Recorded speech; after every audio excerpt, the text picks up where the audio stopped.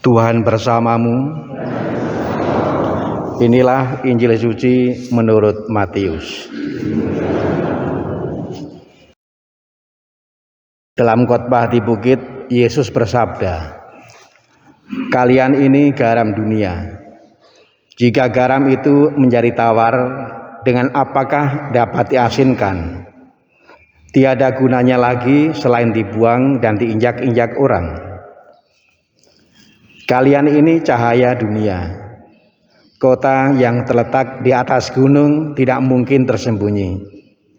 Lagi pula orang tidak menyalakan pelita, lalu meletakkannya di bawah gantang, melainkan di atas kaki dian, sehingga menerangi semua orang di dalam rumah itu. Demikianlah hendaknya cahayamu bersinar di depan orang, agar mereka melihat perbuatanmu yang baik dan memuliakan Bapamu yang di surga." Demikianlah Injil Tuhan.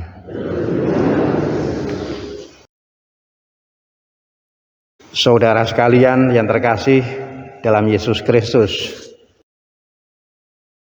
Injil yang baru saja kita dengar bersama, sudah kita kenali.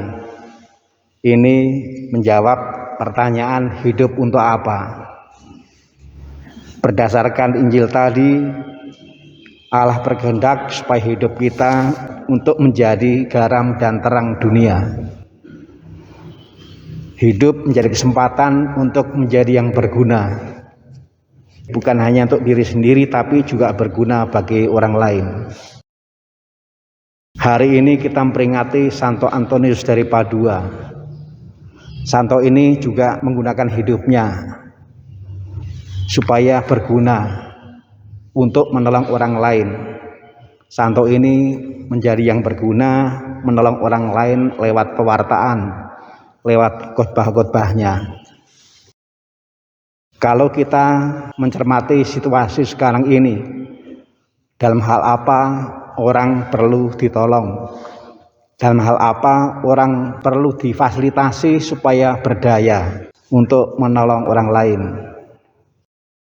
kita bisa menggunakan sebagai titik tolak mengenai sakramen yang sudah diterima oleh para umat. Ada sakramen baptis, ada sakramen perkawinan, ada sakramen krisma, ada sakramen ekaristi. Semua sakramen itu sebenarnya juga ada konsekuensi.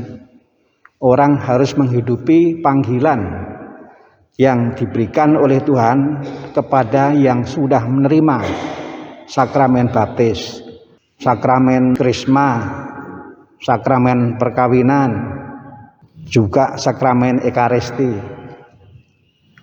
Ada orang yang sudah bisa menghidupi, tetapi ada juga yang belum bisa menghidupi.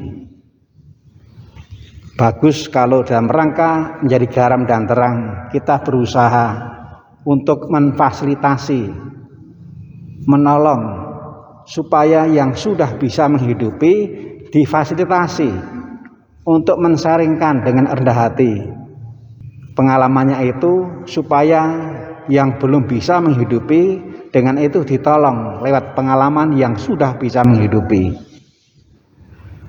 Lalu yang belum bisa menghidupi juga difasilitasi untuk rendah hati, mau sharing apa kesulitannya, supaya dengan itu orang lain lalu menjadi tahu, oh kesulitannya itu, ini saya carikan jalannya. Menjadi garam dan terang sesungguhnya juga bisa diwujudkan sekarang ini. Beberapa hari yang lalu saya membuka-buka buku puji syukur yang bagian awal, yang daftar isi. Di sana ada doa bersama di keluarga, ada mengenai berhimpun pada hari Minggu dengan umat yang lain, juga ada mengenai bermasyarakat. Itu masuk kategori yang atas, yang berarti masuk kategori yang memang perlu mendapatkan prioritas untuk diperhatikan.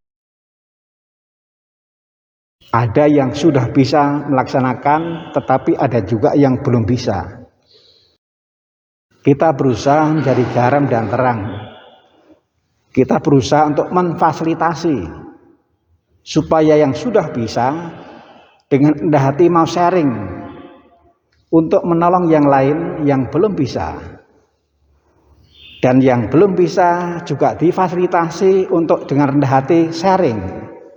Apa kesulitannya? Supaya orang lain itu bisa melihat kesulitannya lalu mencarikan jalannya.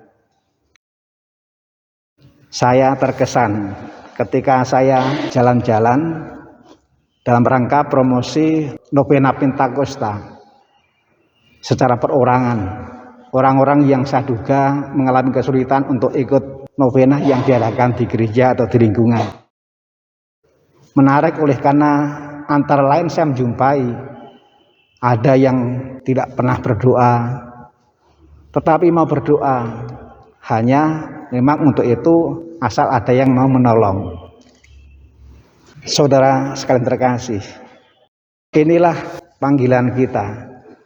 Bagaimana menjadi garam dan terang, bagaimana menjadi yang berguna, bagaimana menjadi penolong, supaya yang sudah bisa menjadi berdaya, lalu kemudian yang belum bisa itu juga mau rendah hati, terbuka, mengungkapkan kesulitannya untuk dicarikan jalan. Semoga kita semua oleh firman tadi semakin dibantu agar hidup menjadi berguna, agar hidup menjadi garam dan terang. Dan menarik dalam Injil tadi di bagian akhir, bukan untuk pamer, bukan. Tapi pertama-tama adalah supaya orang melihat kemuliaan Tuhan. Menolong tetapi untuk kemuliaan Tuhan. Ini beda dengan orang Farisi, menolong tapi untuk pamer. Menolong tapi untuk supaya dirinya diperhatikan. Injilnya itu mengajak menjadi garam dan terang, menolong, tetapi yang dihayati adalah untuk kemuliaan Tuhan. Tuhan memberkati.